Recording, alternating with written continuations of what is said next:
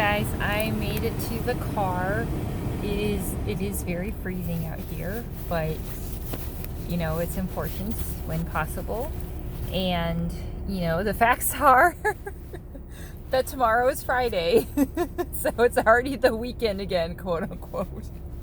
But that's okay, because the more that I'm learning about the brain, the more it's making sense to my brain, if that makes sense. It's just making sense. And so then my brain can let it in versus, I don't know. It just gives me an explanation. It's like physical pain. If you have had this strange, unidentified, but absolutely real and debilitating physical pain your whole life, and then you finally get a diagnosis, and now you have a framework to work with, you have context. So now you can start to try to see what you can do about it, versus if the whole time it's like, no, you don't have that pain, you don't have that pain, you don't have that pain, but you do have the pain. And so it's just helping me have so much hope of, why I've struggled so much,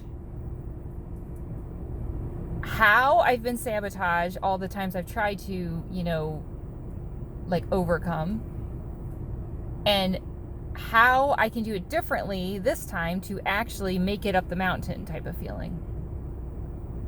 So, for example, with my driving, so I've had lots of trauma in the car, and the times that I would actively be working on healing the trauma, I would be sabotaged. So it makes perfect sense,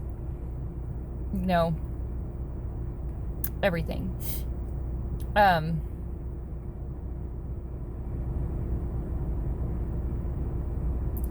And obviously, there's a lot of anger on my part of, what the bleep? This is not okay.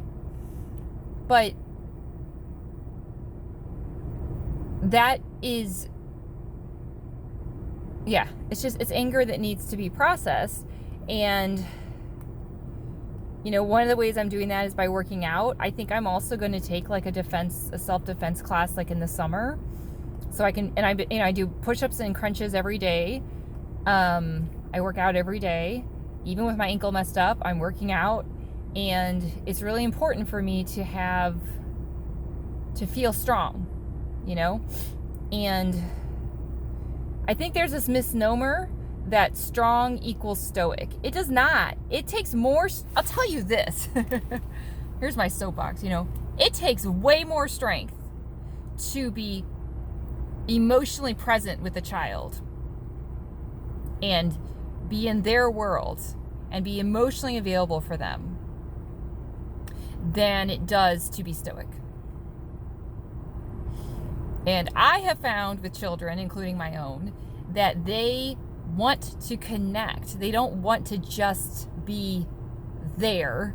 They want, when they say that all kids need is their parents, they don't mean just their physical bodies. They mean their attention, their intention. Kids can tell if you're, genuinely connecting with them or not. And is it a huge risk to try to connect with a kid? Yeah, it is, because, they could reject you like nobody's business. But to me personally, is it magic though when you have those moments of connection? Yeah, it is, in my opinion. It's kind of like with animals too, So I'm just realizing all these things, and that I've been told I was a strong person by pretty much everyone but my family for multiple years, and I didn't get it, because I'm like, no, because I have these limitations, and I can't feel feelings, and all these things. Well, I realize now that I'm incredibly strong. I am incredibly strong, because the facts are, I have never taken my what I've been through and stuff out on other people in a vicious way. I have never hardened my heart. My daughter is like, she doesn't even know, right? Like, but she is so empowered,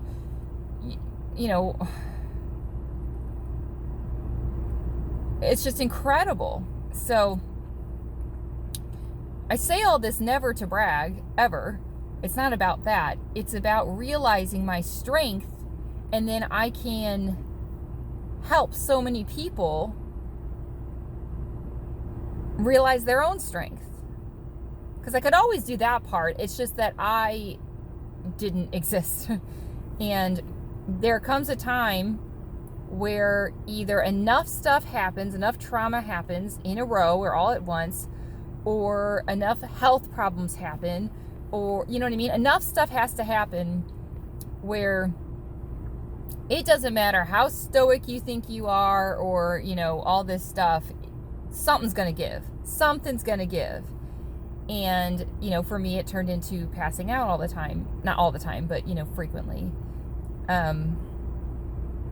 And I never wanted the solution to be, well, I guess I can't handle all this. It's like, that's not true, though. So then it's like digging deep into what is it then? And so anyway, I just really want to help people.